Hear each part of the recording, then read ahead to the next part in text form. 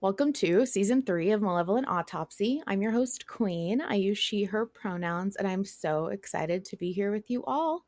Now, let me warn you, this show might contain spoilers for everything in Malevolent as of the day this episode is published. So if you're not caught up, I'm not liable. But tonight, we're going to do something a little bit different. I am joined by not just my lovely normal co-host, Vol. Would you like to introduce yourself? Howdy, hello. My name is Vol Control. I use he, him pronouns. But I am also joined by Ren, my lovely friend. Welcome, Ren. Hello, I'm Ren Brooke, and I use they, them pronouns. Great. Thank you so much for being here. And Ren has agreed to do a lovely interview kind of to celebrate the 1 year of Autopsy. I think bullied is the correct term. I was gonna say, I don't think that it was an ask from us so much as a tell from Ren. It was a Kool-Aid man kicked down the door. You're gonna do this. You have no choice. Yeah, that's more accurate. And I asked if we were going to get the questions in advance because I don't know if you have noticed sort of in the background throughout Autopsy, but I like to be prepared. No, we have not gotten the questions in advance. Trust me, bro. Oh, God. Well, on that note, I wanna start it off easy and a little bit of fandom background about you both. What was your first fandom media-wise? And then what was your first fandom in a more participatory role, feeling a sense of community? Because as I was reflecting on fandom, I realized that I have two very different answers for those two categories. So yeah, that is a good differentiation. Queen, what was your first fandom for both of those? The first fandom I can remember is Sonic the Hedgehog. Love. And as far as participatory fandom, honestly, I think the kickstart of my most engaged self, I guess, would be actually Homestuck, which is probably very familiar to a lot of people. But yeah, that's when I can't believe you said that live on air. I know. What did that participation look like in that fandom? Actually, it was a lot of event planning. A lot of surprise. Yeah, I had a group of local friends, and that local group just grew and grew. After I graduated high school, I went to my first convention ever, and I met all of these people. And about a year later, we all got into Homestuck together, and all of a sudden, it was a very popular and explosive fandom. And I was like, I want to do something for the local community who is into the same thing that I am. And so I threw a really janky quote unquote ball where everybody dressed up in costume, and it was supposed to be like a really fancy ball, but it was located in a artsy warehouse in Los Angeles, and not the best area because it was the cheapest thing I could afford. And it was God, I remember you telling me about this. It was this is amazing. Really big undertaking. We had food catered, we had decorations, we had to do everything ourselves. We even hired security to come and stand outside the door. Like, it was a really big deal for me at the time, and it was the biggest thing I'd ever done. We had like over 130 people. Wow. It was all completely done by like 20 somethings who really didn't know what they were doing, but it went off really well. Went off without a hitch. Nothing major crazy happened. And I led a lot of fandom projects after that, and I got involved in, like, I did my own zine for Homestuck, or not zine, but like it was a playing card deck, which I know has become popular in Malevolent fandom to do tarot cards and playing cards. But I did a playing card deck for Homestuck too that was really successful, and it was a print at home version, so it didn't cost anybody anything. It was just a bunch of volunteer artists, and we were like, here's this website. If you want to get a professional print of the cards, you can pay for it. But a lot of people just printed it out at home. It was very like DIY, old school, so that was really fun. That's I love that. amazing. That's so amazing, Queen. The being in IRL space, Yeah. especially, is very, Yeah. very cool to me Yeah. because you don't see a lot of that kind of DIY stuff. Yeah, I did a lot of planning gatherings, things like, oh, we're going to go to the park and everyone's going to bring food and we're going to play games. And it was, 20, 30 people every time. So it was a lot of like informal gatherings almost like con style gatherings. And it was really fun. And it was, I think, the kickstart of, oh, I want to do stuff. I want to be active in Yeah. fandom in more than just a passive like consumer way. I wanted to get people together to do stuff. Mm, Yeah, I was gonna say 130 people, that's like a mini convention. That's like more yeah. successful than a bunch of these little like upstart quote unquote conventions that get advertised on TikTok and then It like was 6 people show up.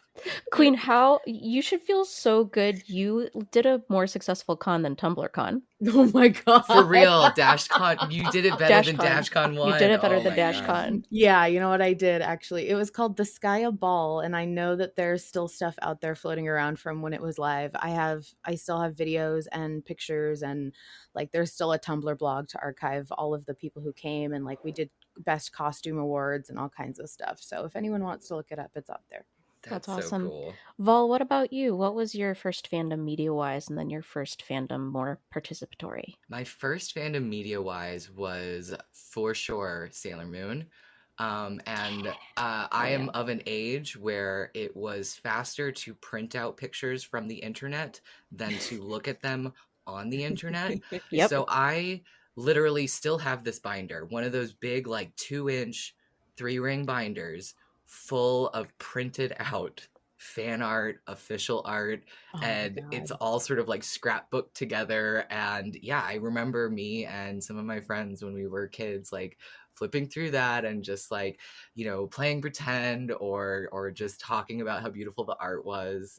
So that and I would say sort of the golden era of Toonami, so like Dragon Ball Z, Pokemon, Sailor Mm. Moon, when that was all on the same lineup, I could talk to so many different groups of people at school about each of those different shows. And then the first fandom that I really got involved in, because I have actually not been a big participant of fandom spaces. I have always sort of been kind of insular about my enjoyment of media. Like if I meet someone who likes the same show, I'm like, cool. But my interests can be so niche at times that that can be hard to come by. And so actually the first fandom space online that I was really active in was the Good Omens fandom Oh. a few years ago, which is interesting because I read Good Omens as like an 11-year-old. And so I've been a fan of the book since way back when. It's been part of my DNA for a really long time. And when the show turned out good and it turned out to have this, huge, like really welcoming and warm and positive community, that was like the best case scenario. And so I started writing a lot of fan fiction. I am an author in my IRL life, and so I hadn't written a whole lot of fan fiction that I ever published on AO3, Mm. but I got the bug with Good Omens and became one of the CEOs of the Ineffable Bureaucracy ship because I can't ship the main couple in any show. It just doesn't happen. I always go for, the obscure character or the character that you see on screen for like 10 seconds. Shout out Mm-hmm. to my second hyperfixation before Malevolent, which was Hasbin Hotel and specifically Vox after seeing the pilot. So that tells you a lot about me as a person. I love that. It's so nice to find a fandom that has that welcoming community, and Yeah. that Good Omens season 1 community was so I remember that. Right. Yeah, that was so I've been spoiled because I have never had a Tumblr. Um I've kept myself What? pure. Yeah.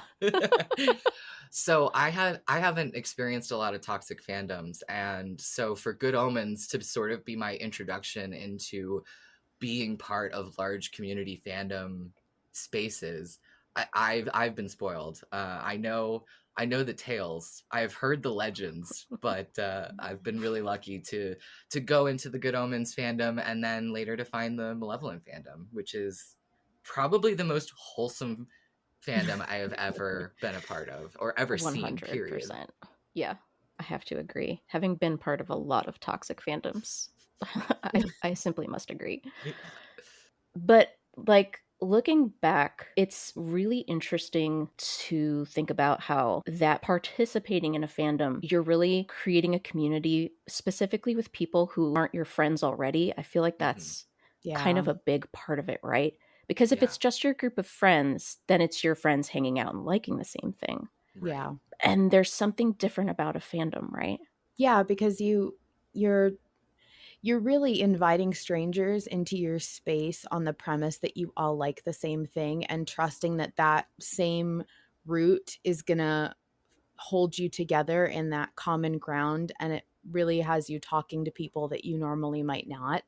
And I think it is very much responsible for what makes it's the big difference between, like I said, Homestuck was the first participatory fandom because the fandom right before that was for a web comic that had a very very small audience, and it was just like my first friends that I'd ever made on a convention. And like, yes, we did do fandom meetups, but it was really just because they were my friends already. Hmm. And we all were most enthusiastic about the fandom, but I would hang out with those people no matter what.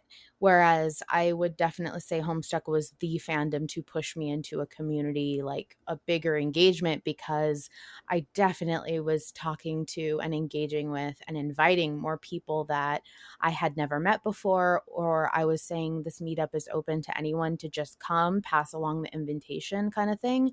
Whereas I did not do that with the previous like webcomic fandom. Hmm. So that was a big differentiating thing, is that, knowing everybody is not integral to like the fandom experience. I think that there's something interesting about fandom because, you know, depending on the media and the sort of themes and values in that media, you almost have entered a sort of like social contract with that media and with fellow watchers and enjoyers of that media. And so you step into that fandom space almost like in the queer community where you immediately feel a kinship with the people who are part of that in group because you know that they appreciate similar things to you, that you have something in common, you have some kind of like common experience, be that, you know, experiencing the media. And it's a really cool way to, yeah, get to know people that you would never get to know otherwise. And I so enjoy learning little bits of lore about people and friends and acquaintances in the fandom because it's like, oh my god, I know like 5 PhDs of various different, you know, disciplines just because we all listen to Malevolent. Yeah, I know somebody who works at NASA now. Like, Oh my Right. god, how yeah. cool is that? Yeah. That's such an interesting point, Val. I like that you said there's a social contract that you enter into when you enter a specific fandom. What kind of kinship and common experiences and social contract do you think has been built up around Malevolent? And especially that you've seen during your time doing Autopsy? Well, I think that Malevolent has drawn in a lot of queer people and in specific a lot of transmasculine people I've noticed, and that feeling of identity and being seen is so cool to see. And not just that, but also I think that the themes of like emotional vulnerability, especially for masculine characters, draws in a really specific kind of person, be that someone who resonates with that or someone who wants to see that in more media, to see that represented. And I just think that that's one of the most like prominent things to me, at least. What about you, Queen? I think the most common thread I see in those who enjoy Malevolent and are active in the community, especially in Autopsy, it's always really, really supportive people, people who Hmm. are cheerleaders, and they're so genuine about it in a way that I really have not experienced in any other fandom to this magnitude. There are so many people who are very earnest about wanting to uplift other people and what they've made. If I had to guess, I think it's because Malevolent is a story that is so rooted in loss that I think it brings people together who have experienced some kind of loss. And when you've experienced loss, and I mean that in a very broad term, you know, loss of a childhood or a person in your life or anything, I think when you've experienced that, you change how you see things changes, and what you want to do. You have to really make a decision about what you want to make of this life. And I think a lot of people in this fandom have experienced great loss and are now like determined to bring something to other people's lives now. And I think that value is very strong in this fandom. I genuinely have just never seen so many people who want to boost your work, whether it's art or something you've made. I mean, the number of people who I catch telling others about Autopsy and sharing Yeah. Autopsy for like no reason. There's no perk to doing that. There's nothing There they is a gain. reason, Queen. It's because people like Autopsy. Well, I mean, like if you're thinking of it very cynically, there's nothing to really gain from promoting Autopsy. Like I'm Except not. getting more people to listen to it.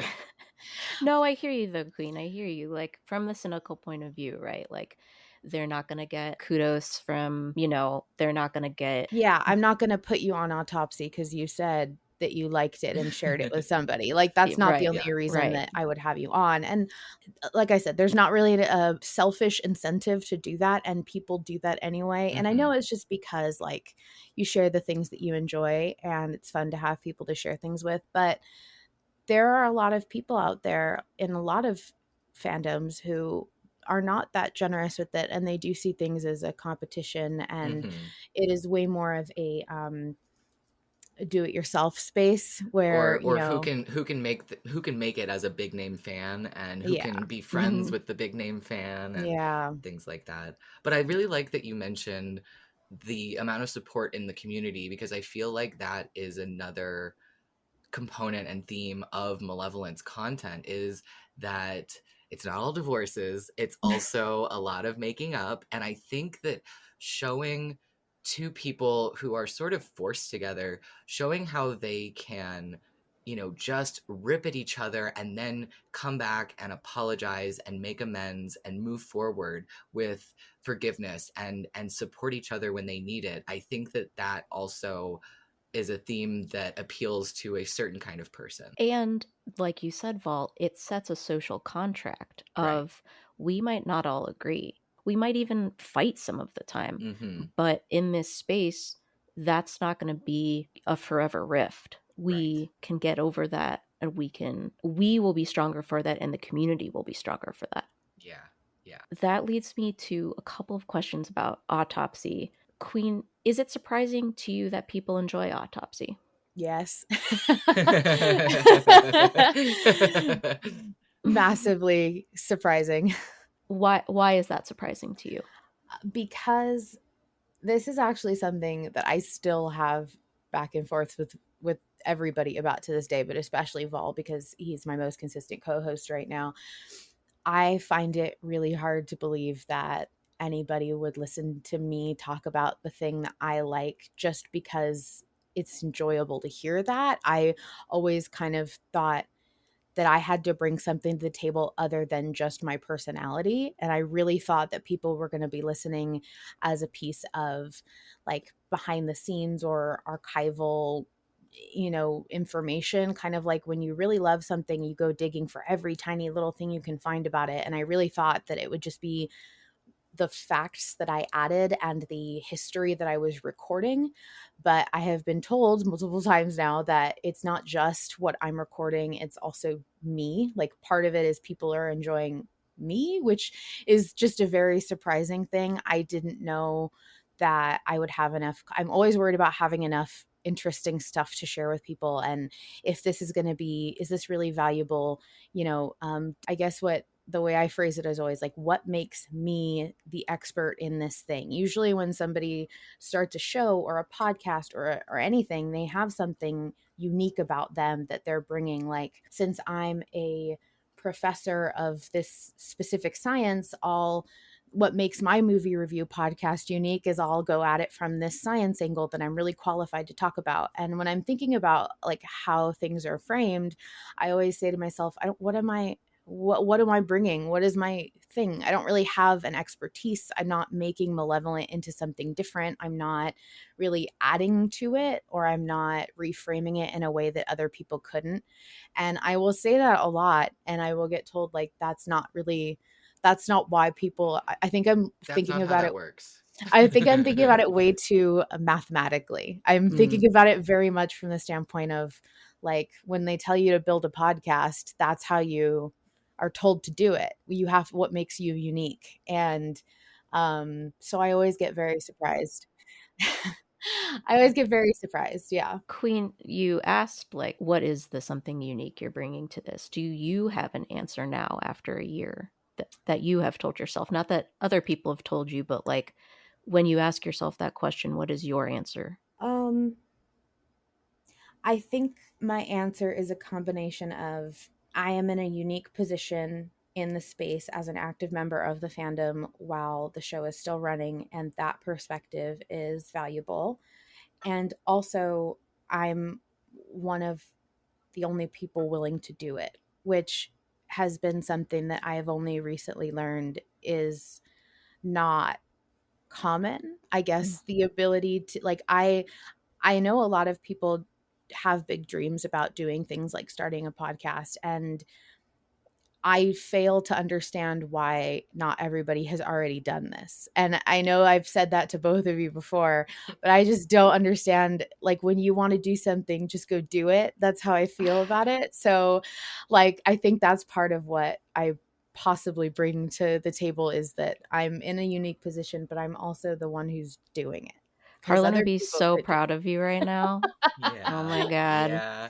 Would you say that Autopsy has its own fandom? Yes, I would. I think Yeah. I would that's agree. it makes me feel weird to say it, but yeah, I definitely think so. What are their defining characteristics? Um Gosh, that's a great question.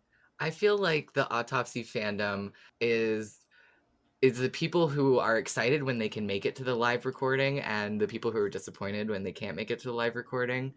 And I think that this interview will come out after the 1 year anniversary episode is live, so you may have Yes. heard the little fun surprise that Oh I my god. made for Queen, where I had a bunch of fans and Both of you are listeners. so evil for that. I had a bunch of fans and listeners record the latter half of the call and response, but so do we, which even from season one, when whoever says so do we, the chat is just full of not so do we, but so do So we. do we. Yeah, that I mean, I think a really big through line that I've seen in quote unquote the Autopsy fandom is people who have really strong feelings about Malevolent. Like, I Yes. don't think anybody who attends, even if they're not very active, or maybe they don't come all the time, or they've never submitted a voice message, like none of that really matters. I think the really strong through line is people who have really big feelings about Malevolent, and people who are very passionate about not just taking Malevolent for what it is, but looking deeper than that and seeing what it's trying to tell us and teach us. And Mhm. I think that Autopsy has been a really fun space for people to feel like this is the time to talk about that. This is the Yeah. time to like think a little bit harder about what we're getting every week. Yeah.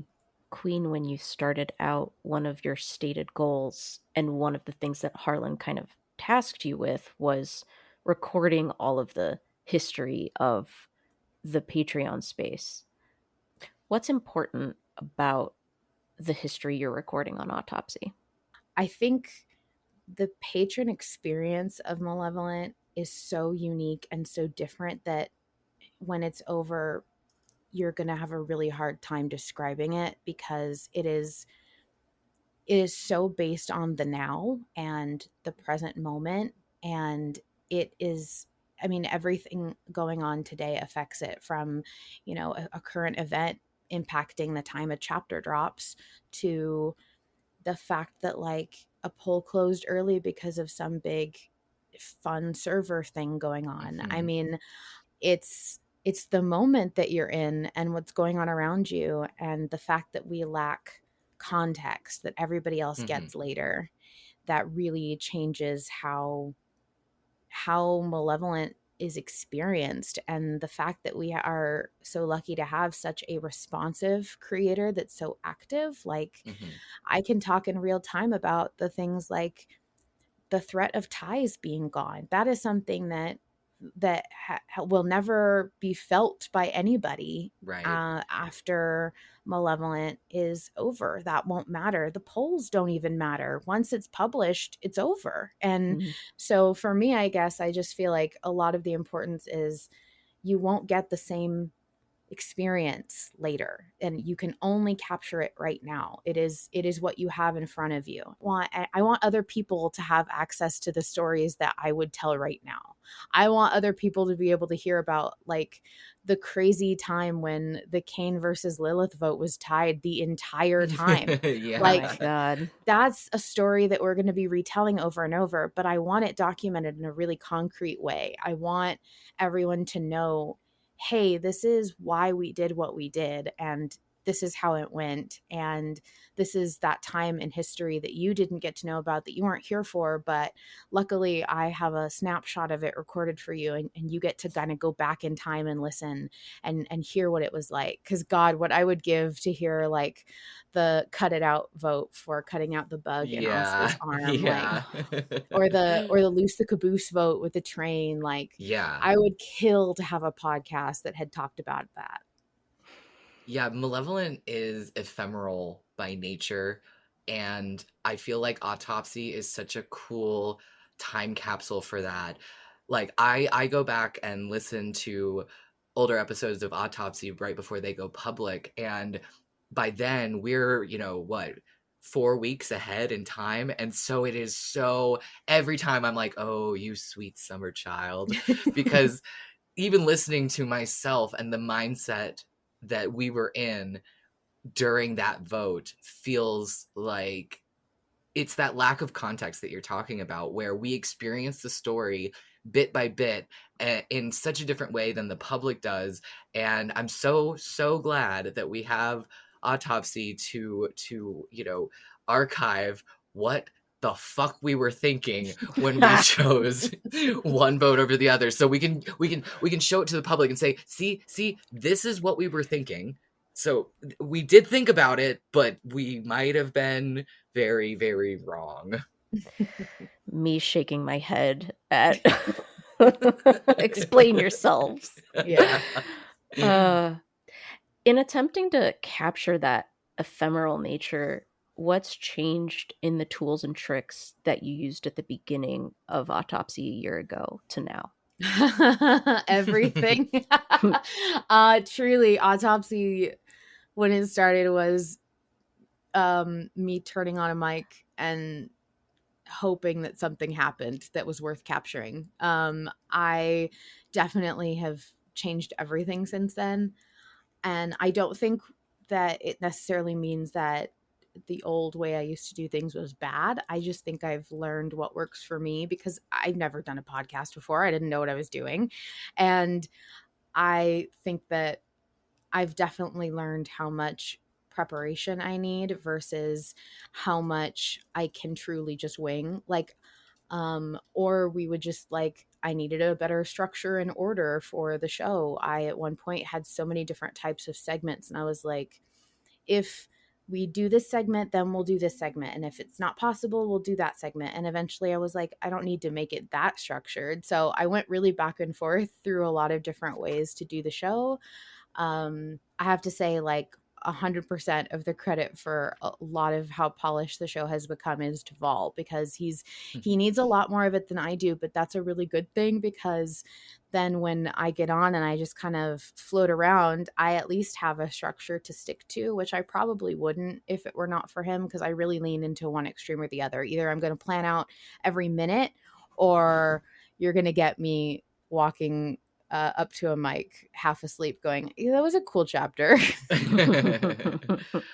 Yeah, I am one of those people that when I am tasked with talking on a mic, even in like voice chat, and I'm trying to like gather my thoughts and say something, make a point, or talk about something at length, I'll get about a sentence or two in, and then every thought I've ever had in my brain will just leave my head. I have never seen an episode of Malevolent suddenly. I don't know any of the names of the characters. So yeah, You're in good company, Vol. so when I started doing notes for when I was going to co-host with Queen, I basically did my own little like live blog and would note down a bunch of like cool things that I enjoyed about the episode. But yeah, like Queen was saying, she would want to talk about all of that. And I'd be like, no, we don't, that's just for reference. And this was something that we couldn't really understand about each other's preparation style. And so I've pared it down. We've changed up the format. And I think that we've figured out the right amount of mise en place that suits me, but also serves Queen. Yeah, and I also feel like the consistent number of submissions that we get from listeners is not only like, oh, my heart, like it makes me so happy that people want to share their voices and share their thoughts in their own voices, but it also provides a really fun structure for us to be able to talk about parts of the episode that were important to other people as well. So sometimes if I know that something's going to get brought up in a voice submission, I won't bring it up myself. I'll wait until we get to that voice submission. When did voice submissions start getting really popular on Autopsy? Now it's one of the most iconic parts of the show. Yeah, I think it is. And I mean, we've had like, I would say like 2 to 3 at least voice submissions for most of season 5. But I think that for the season 5 finale, for the last few chapters, the last few chapters of the finale of season 5, we got so many voice submissions, we had to make 2-part episodes, and that was when it was like cemented, absolutely established that if you build it, they will come, and sometimes a little too much. Well, because for a little bit we actually pulled off. We have a 90-second limit on our voice submissions. You can only submit 90 seconds at a time. And so for a little bit we were like, well, we'll just take off the limit. People can submit like 2 or 3 minutes if they really need to. And I think that just got really out of hand. So we had to really quickly put the cap back on before it got out of control. And now people are like fully putting music and producing their voice messages like their own little Those podcast. are my favorite. It's really nice. It's a wonderful showcase of truly how talented this fandom is and how committed to the bit.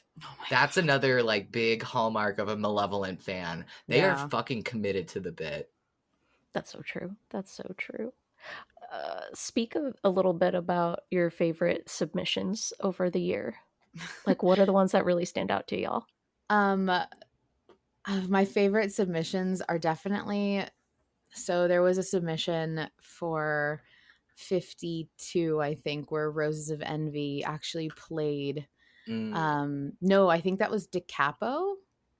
I don't know. One of the last episodes of 5, Rose played an actual song, like as she was recording, she was playing piano, and that made me tear up immediately. I was just like floored, because not only was it beautiful, but also like, I don't know, there was something about the concept of somebody I mean, I know that it takes work to sit down and record your voice. And even if you're doing it informally, just to think about the fact that Rose had to prepare that, it was just like a lot of work for a submission. And it really made me feel like, oh, Rose cares about this and thinks this is important and worthy enough to put her work into. And it was just a very touching moment for me. I also loved, we had a very funny series of submissions about the time loop, Oh yeah, where those were so good. yeah, where three specific users got together and actually coordinated like a skit almost throughout their voice submissions that we were able to play at different times in the podcast. And they were talking about how they really thought that it was going to be revealed that John and Arthur were in a time loop. And they had like cutoffs and sound effects of being like dragged away, and they were play acting that, you know, people were coming to get them for talking about the time Big loop. And Malevolent was coming after them. yeah, it was You can't talk hysterical. about the time loop. It was so fucking funny, and it That was was really the funny. fucking best. Like, that was hysterical. So those were really, really cool. I loved those. Yeah, season 5 finale voice subs were next level. I think it was the two that I think of are Luna Maria I think it was Luna Maria did a eulogy for Arthur that was like had the music behind it and all of that. It was very good. And then I think it maybe was the chapter before that when we were choosing whether to give the stone to Cain or Lilith. And I want to say it was Autumn, but it might have also been Luna Maria who did the skit that was like, you know, coming from the coal mines and you hear like sounds of trench warfare behind them, and it's very good. Yeah. I think, I mean, and the produced ones where they have music or sound effects are always great, but I also have fond memories of hearing people's personal stories and connections through their Yeah, that voice. was what I was thinking too. I know that like Graham has submitted some about you know, his relationships with his brother and things like that. And it's always just in general such a treasure to get a voice submission, especially because it's very common for people to not like their voice or not feel very confident recording. I know that people have been like, I'm sorry, I recorded this under my blanket at 2 a.m. and it doesn't sound very good. But like, I remember a lot of voice submissions just because the person who submitted them had been so nervous before and they did it. And it made me so happy because Mhm. I wanted to be like, I know right now sucks. You're not going to want to hear it and all that stuff, but like, this is history. You're cementing your voice in a piece of fandom history. And it's like, you want to be part of that. And you may not like it right now, but in 10 years, you may be really jazzed that you got to hear yourself do that. I Yeah. think that it's always worth it. So I don't want to like give over props to people who put a lot of like sound engineering work into their voice submissions, but I do really think that those are some standout ones. Yeah, we get some like first time, long time listener, first time caller voice submissions that are so heartfelt and Yeah. so personal, and they mean so much to hear from other fans about how this show has impacted them, how the message has impacted them. It's really cool that we get to save that in a time capsule. Queen, I think it's safe to say that well, I don't know, you tell me, that when you started out, did you see yourself really becoming this curator of this intentional space for, you know, all of these values to be just enhanced and felt even more? You know, the being seen, the trying new things and being brave and creative and all of that stuff, especially with these submissions. I didn't start out feeling that way. All I really remember starting out feeling was somebody should do this. Why hasn't anyone done this? Okay, I'm going to do this. Like, I really didn't have a lot other than, I don't know, probably no one's going to listen to it, but I don't really need anybody to listen to it. I just want to see if I can do it. And I can't believe that nobody's done it yet. So I'll do it. Like, it really helps that I didn't have anything to compare it to, because that really didn't, it set me up to be like, I can put as little effort as I want into this and it's okay, because I don't have to live up to anything. I don't have to be better than anyone. I don't have to, and like you don't anyway, but that's just my brain. And, Hmm. you know, I'm very good at saying, oh, well, somebody else is doing it already and they've done it better than I could do it, so I'm just not going to bother. But I didn't have that scapegoat with this. Nobody had done it and I decided to do it and I could do it. And so that was it. But as I've grown into it and doing it more consistently, um, I think that it is definitely something that I can point to now and say, like, you really just need to want to do it. And I know that sounds very bootstrappy, and I hate it when people are like, you just need to, you know, get up and do it. But like, I don't love how Autopsy sounds from like the very first beginning episodes. Like I don't say that I don't like them, but they are not my best because I didn't know what my best could be yet. And so Hmm. I don't feel a lot of shame about them, but like I do want to point to people and say, look, all I did was turn on a mic and talk for 2 hours to my friends about the thing I liked. I literally didn't edit anything. I didn't have music. I didn't have anything written down. Like I did nothing else, but I knew that I wanted it to exist. And so, no, it wasn't like the way I wanted it to be, quote unquote, but it was better than nothing. And Yeah. that was kind of what I kept telling myself is like, it doesn't exist and it needs to exist and it's better than nothing. So I'm just going to do it. I'm going to hit publish, even though it's not something that I would show my professors, you know, like it's not Sure. the best podcast in the world. And so I'm very much like in favor of pointing at Autopsy and going, you can do that. Go do that. You Right. just have to actually do it. Yeah. Right. That's how And I feel about my writing and how I have gotten as prolific and satisfied with done being better than perfect is just hitting publish. Just put it out yep. there. Just Yeah. stop touching it. Just you have done the thing. It exists. Could it be better? Of course, there's Yes. always room for improvement, but that's what the But it's next your project. best. Yeah. It's your best at the time, you know? Yeah. Yeah. And Yeah. there's always the next project. Well, I see that more as opportunity now instead of, well, I have to do better next time. It's like I have an opportunity to build on the thing that I have finished and do the next thing even better. And I feel like with Autopsy, week over week, I think there's always that opportunity to, fine tune things or tweak things or, see that something worked really well and, lean into that and that kind of thing. something. How much of having to do it every week contributed to that momentum? Everything. If I didn't have to do this every week, I don't know that it would have ever gotten better or continued at all. I think Hmm.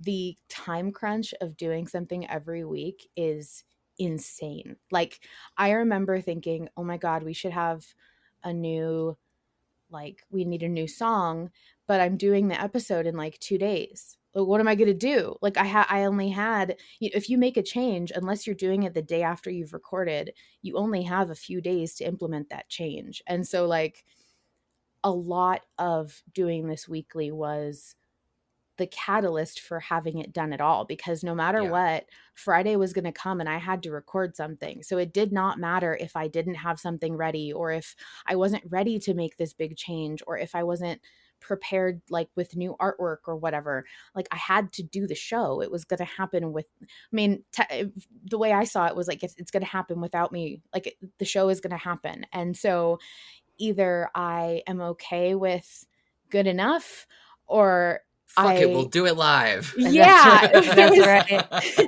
there was so many ways where I had to be like, you know what? I can't care about that right now. I have the show on Friday and I don't have time for this. So it's just going to have to wait. And that was like, I mean, I remember Vol came out to visit me in person, and we had the big move from doing Autopsy on the Invictus server to doing it in a separate area. And I was in person and I'm like, I have a day or two to figure out how I'm going to do this. What am I going to do?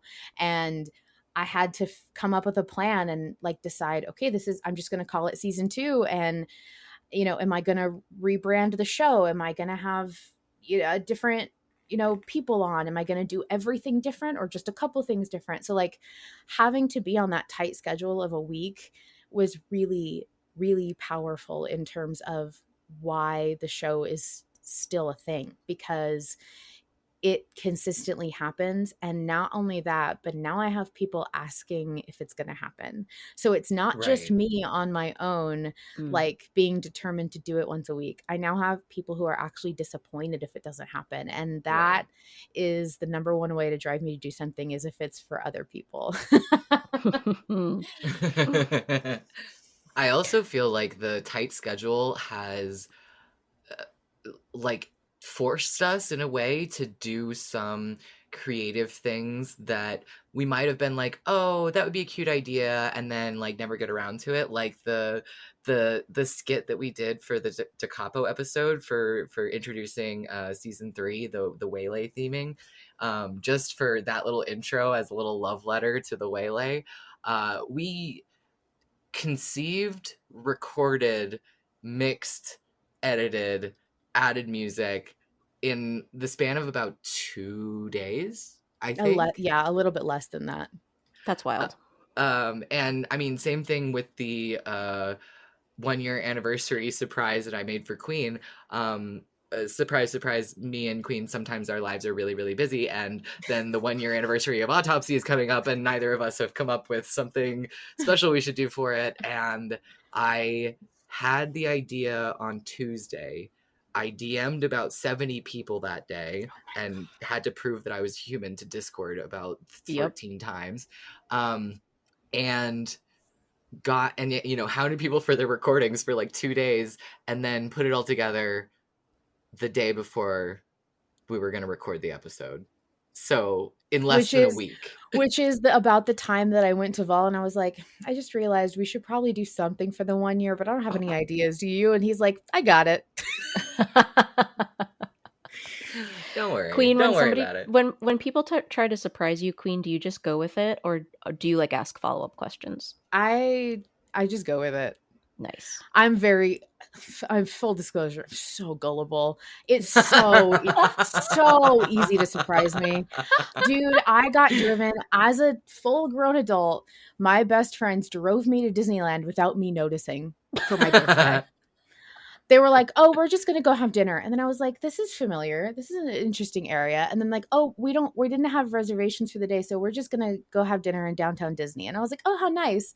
And then they walked me up to the gates to meet more people to go into the park. And that's when I figured out we were going to Disneyland. Like, I am so ridiculously easy to just it goes right over my head. So whenever people are trying to surprise me, I'm very much like, okay, whatever. Sure. I trust you.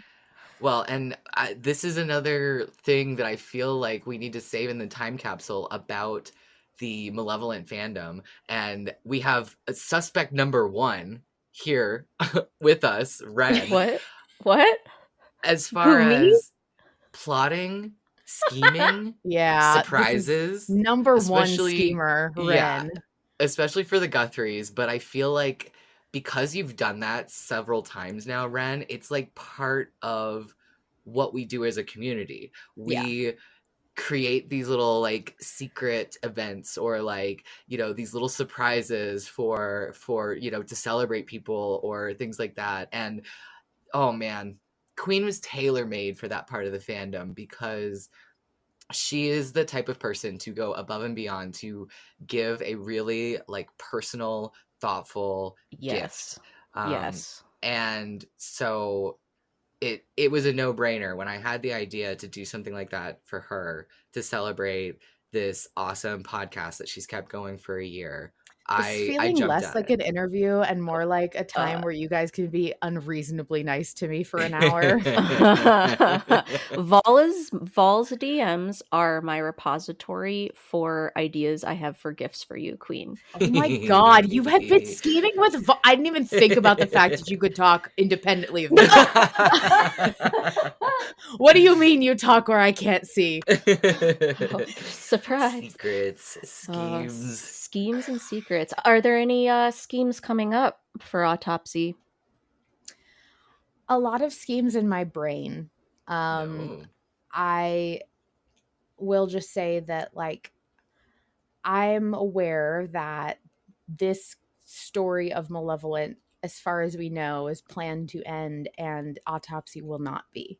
I have a lot of ideas for things to do after we're done covering what's running, and I especially want to get back in the weeds of times before I existed in the fandom and call upon the great ones from old, like Ren and Ren's old cohort. And I do hope that Autopsy can do some fun and creative things with like special stuff, like things that are not maybe necessarily a mainstream episode of Autopsy, but it is really hard because every week we release a chapter, an episode about a chapter, and it's really hard to squeeze in anything else when the show is still running. So I don't know if any of my plans and plots and ideas will happen until Malevolent is quote unquote over, but I'm hopeful that maybe, you know, we'll be able to do special episodes like this one where, you know, we come and maybe just have a chat with somebody, interviewing. Fun times.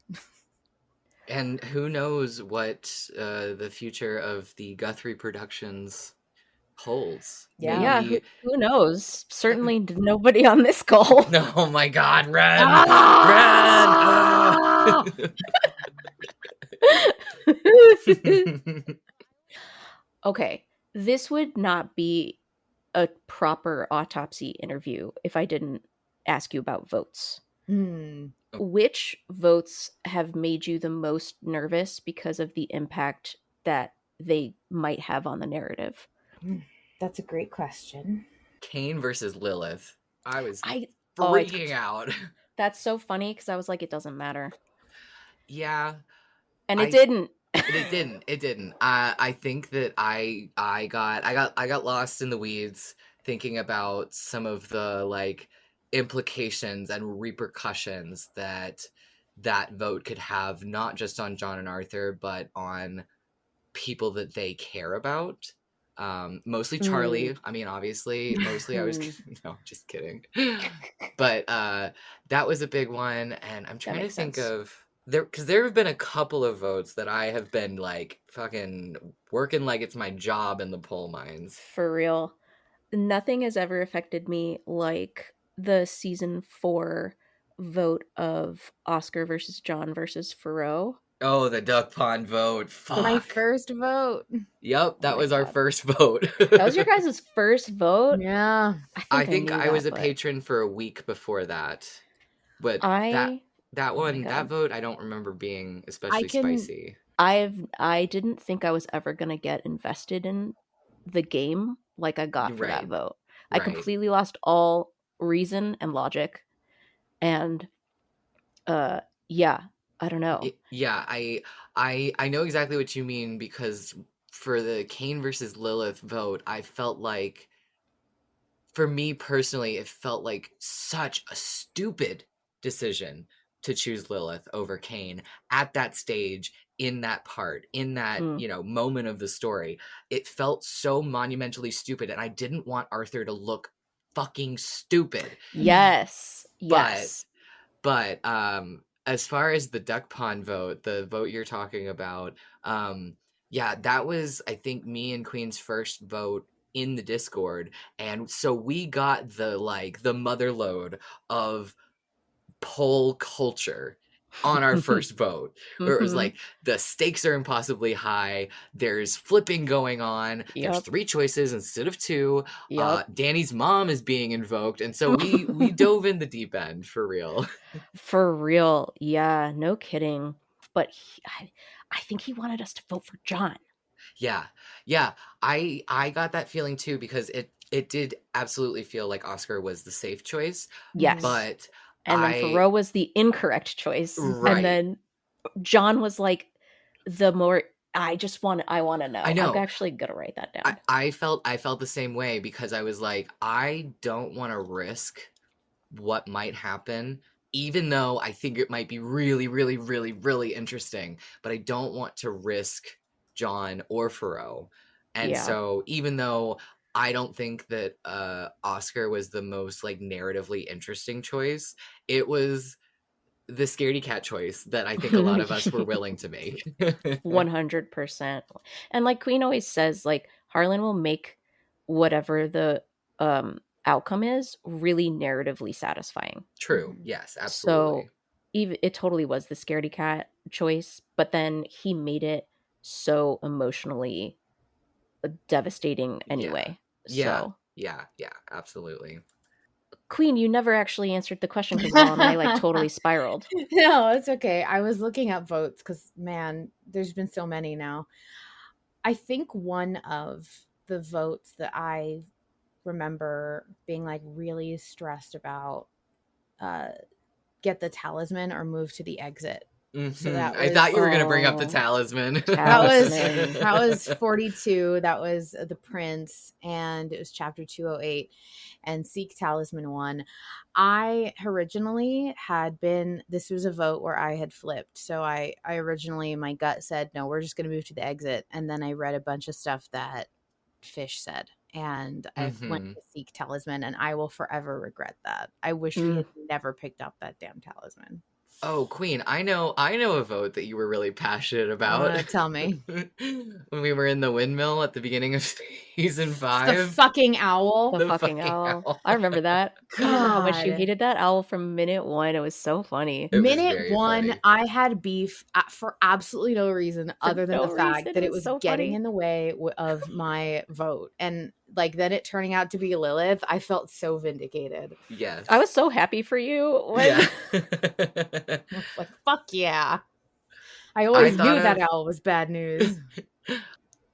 we've talked a lot about the lessons you've learned over this experience, but are there any lessons from this year of autopsy that you haven't talked about yet? I think this year in autopsy has really taught me that, first of all, you're way more resilient than you ever think you are. And Mhm. change feels awful most of the time, but it is absolutely overcomable. And for me, I've really learned that leaning on people and community in times of abrupt and unexpected change has it is invaluable. My ability to keep autopsy going has been almost completely held up by the people around me. I mean, Mm. I at so many different points was like, maybe I just shouldn't be doing this. Maybe I'm going to stop. I don't know that I should be doing this. This is a mistake. I don't know what I'm doing.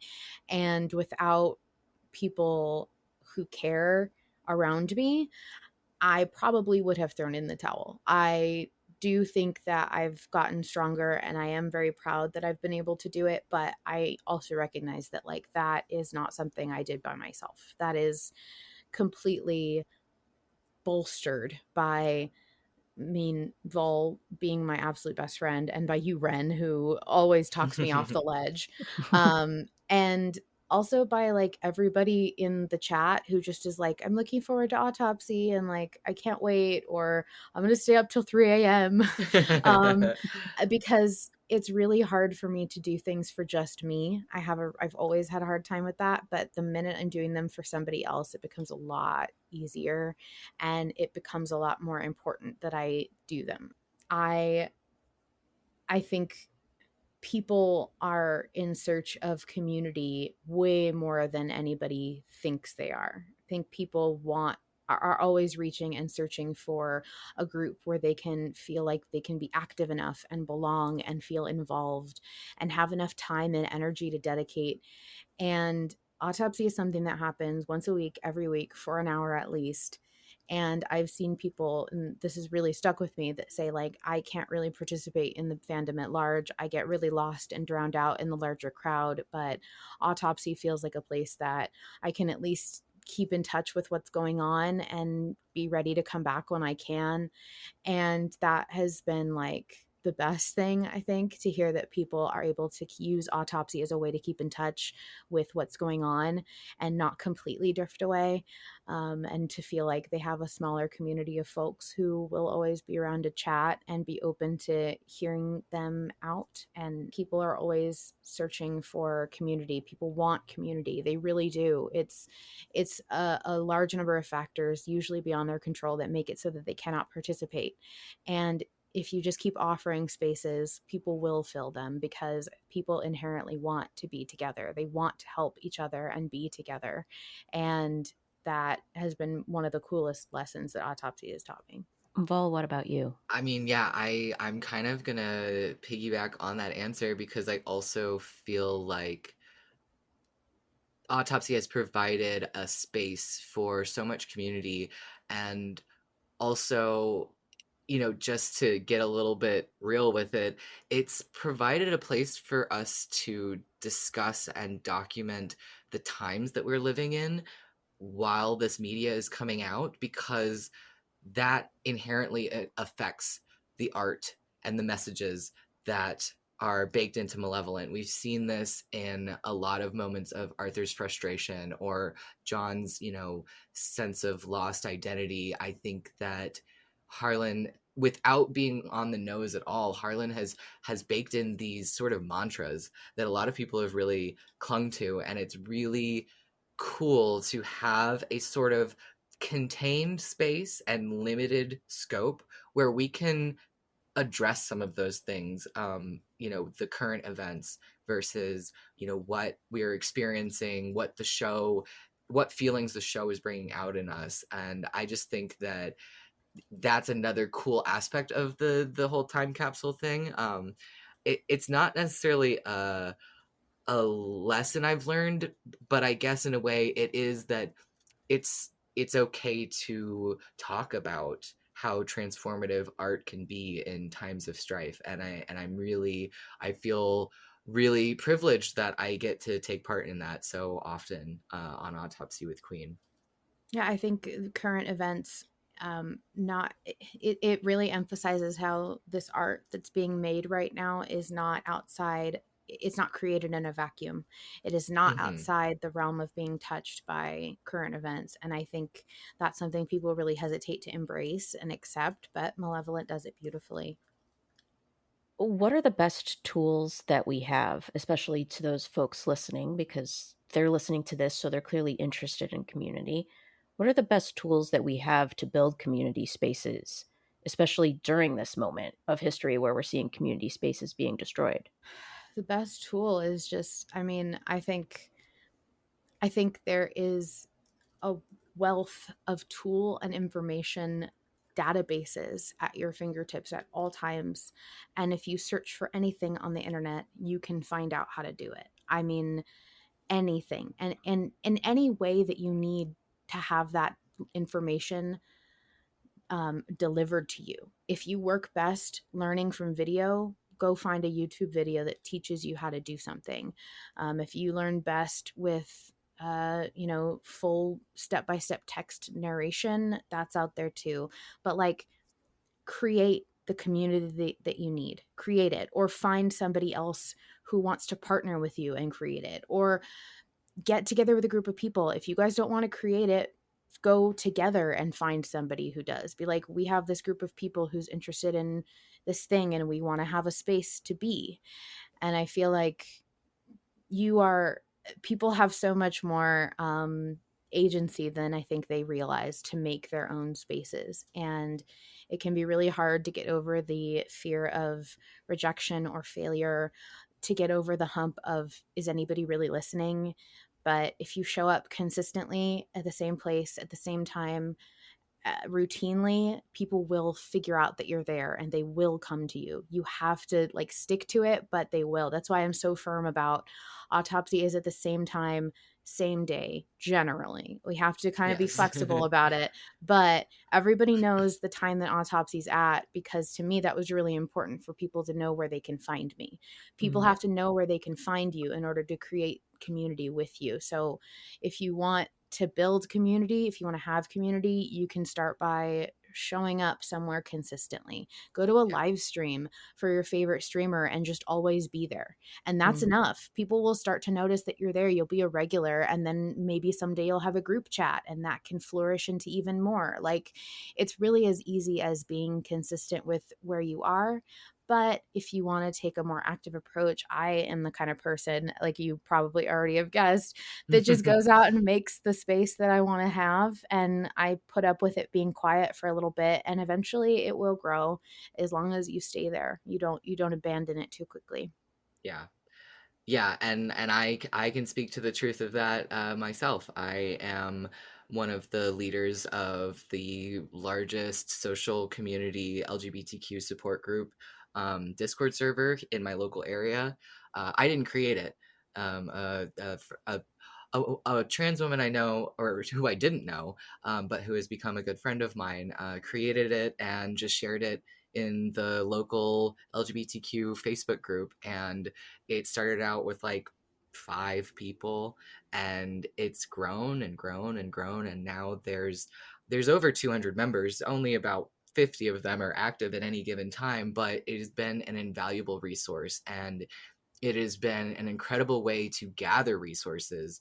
And so over the past couple of years, we've built up this support network, and it all started from just a Facebook post. So, if you are looking for community, search in fandom spaces, search on Facebook if you can stand to be on there for more than 30 seconds, and try to find a way to build that community off that hell site. But if you look for community and you're willing to put yourself out there, I think especially these days you will find people who are also looking for community. And yeah, like Queen was saying, just if you stay consistent and you keep showing up and you keep trying to engage with people, it might be awkward at first, it might be quiet at first, people might not be very active, but if you're consistent, which is how I ended up being the co-admin, because I was very consistent about being active in this Discord server when it was little, and trying to inspire people to do community events, like just going for a walk in the park for your mental health, and just doing that every week. And I have more friends in my local little West Texas town than I've ever had in the 25 years I've lived here. And so it can be done, even if you're a hermit like me. Absolutely. Both all of that advice I think is absolutely spot on, and I think it's important for people to know that they do have that agency to take up space. Mm-hmm. You have the right to take up space, you have the agency to take up space, and we need everybody listening to take up more space. Yeah, for Yeah, sure. And when in absolutely. doubt, throw a party. That's Just right. Yes. throw a party. Everybody Throw a loves party. parties. Yes, absolutely. Throw a party, people will come, probably. Literally the first day I joined the Invictus server, I was like, somebody should throw a party. Why aren't we throwing a party? And we did. Well, I mean, I didn't throw anything. Ren threw a party, but I suggested we throw a party.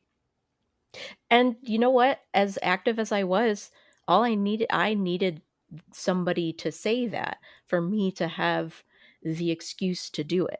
And so Right. Queen saying that one thing, or you listening saying that one thing, you don't know how big of an impact that's going to have. So speak up that one time and say, hey, we should throw a party. Yeah, Yeah, like, absolutely. especially in those really, really big communities where, you might feel like you're overwhelmed and there's too many people and no, like I don't know who to make friends with. Just look, the loudest mod or the person that's in front of you, just be in the same space as they are and be like, we should play games. Discord has some cool games. Why don't we play on a party? And that's all it takes. And then what would you say to somebody? I mean, this is kind of a little bit of the same thing, but we've talked so much about people who are really shy about just participating in fandom at all. Mhm. Like not even building community spaces, just like any kind of participation. For somebody that's on the cusp of that, what's your advice to them? Somebody who's just getting into it and figuring out how they're comfortable and if they want to participate more. I guess for me, a lot of this is going to shock you, I know. A lot of my nervousness around social situations is the lack of control. And when I don't feel like I have control over everything, it is scary. And I think that's a really relatable thing. I think many people can relate to that. But my solution to that was I will just control the scenario, which means I will control the fact that like I'm throwing a party and I'm going to be the one who makes the schedule. So I know everything we're doing, what time it's happening, and what that's going to be like. And so like you may feel shy, but you'd be shocked at how much power you can feel when you are in charge of a schedule and like you're the one who's saying let's do this thing. You don't always have to be like a really peppy vocal person to be in charge. You just need to have a plan. It can be really hard to accept that you can make a plan and then it doesn't work for other people. You will have that moment of not, it might feel like failure or rejection when your schedule doesn't work the way it should, or when somebody is like, actually, I don't want to do that. And you wrote me down for this activity and I don't really want to do that. But it takes, it takes somebody making those mistakes, or it's not even really a mistake. It's just somebody taking a shot to get anything done. So I mean, you may be shy, but you'd be shocked at how much people like it when somebody throws a schedule in their face and says, we're doing this. And it doesn't actually take that much extroversion to do it. It just takes like a very quick burst of bravery, just throwing out what you think should happen and letting it start from there. Everyone's just waiting for somebody else to do it. Everyone is just waiting for somebody else to have the idea to put it into action. And then you'll see like 8 different people going, oh my God, I've been thinking of doing this forever, but I've been too nervous. And like, it really does help to feel like, I mean, for me anyway, to feel like you're in control of something, to say like, okay, this is the schedule and this is how it's going to work. And you can collaborate from there. And, I think my advice, if you're still not feeling that, if you don't want to come at it from that angle, just find one person, a person that you vibe Mm-hmm. with, and that's really Mm-hmm. all you need. That's the That you will kick off from there. that is really good advice. I was gonna say, whoa, whoa, whoa. Your advice is so ambitious. Like I've got a simple piece of advice, but I recognize that the reason that you give that advice from that angle about like planning and like trying to join the community by creating an event to bring people together is because that is your forte.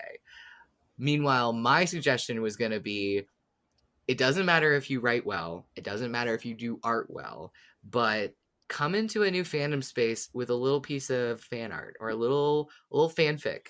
Because before I even introduced myself on the Invictus Discord, I dropped my little first Malevolent one-shot fic and was like, okay, that sets the tone for what I'm about. And now I want to see how does the community engage with my contributions to the fandom, because that will kind of give you the temperature read of what kind of vibes the fandom already has. That's so true.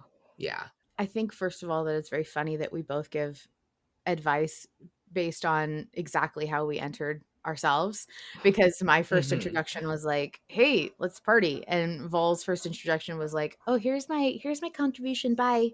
um but I to the, to more to the point, like I think I just want to encourage more people to give leadership a shot, because I think people have the perspective that it is really hard and ambitious and scary, and I don't think it is. I mean, maybe Yeah. that's just my personality, but like I think you'd be surprised. Couldn't be that. I think you'd be surprised. It doesn't, it's just a big burst of bravery. It's not, it doesn't have to be a sustained thing. And Yeah. also, like, I really mean it. If you find one person that you Yeah. connect with, that is all it takes. You will kick off from there. One person always leads to more. And Yes. you will always have that anchor if you have that one person you can connect with. But it takes time. Like it's not something that you jump in and immediately click with somebody. You might have to wade the waters for a little bit. So Yeah. you know But I wholeheartedly agree, because if you can find just one person whose like sense of humor you vibe with, just like let them know that they're funny, and you can build relationships even if it's not like your best friend or a really lifelong friend. Like I love all of my like casual acquaintances or casual friends that I've made Yes. through the fandom. Yeah. It's really nice to just even be familiar with people's usernames and be like, oh, I see that person talking about this all the time. And even if you aren't very active, even if you're just lurking and you sort of like figure out the main players, it's nice to still feel like you're part of that community, even if you're not super active and engaging in it. I think that could be comforting in and of itself. 100%. Well, thank you both for agreeing to do this. It was delightful. I'm so beyond flattered that you wanted to do this. Thank you so much. I've never been interviewed before, so I feel very honored. Yeah, this was wonderful, and I had a really nice conversation. It was nice touching on all of the things that I think are important to all of us. All right. Well, thank you so much, Ren, for coming. And thanks, Vol, for also participating in this lovely interview. And with that, the horrors persist. But But so do we. Bye, guys. Bye. Bye. Thank you, of course, to Harlan Guthrie, the sole creator of Malevolent. Without his labor of love for a story he wants to tell, we wouldn't be here. To join the live recording, submit your own message, get in touch with me, and more, visit linktree/Malevolent Autopsy. The official Invictus Discord server is open to the public and includes a channel just for Malevolent Autopsy fans. We also have our own private, patrons-only channel. Finally, thank you to Mizra, Nikki, Vol Control, and everyone who has helped create and maintain Malevolent Autopsy. These friends are also volunteers who donate time and energy to help put together this love letter to Malevolent.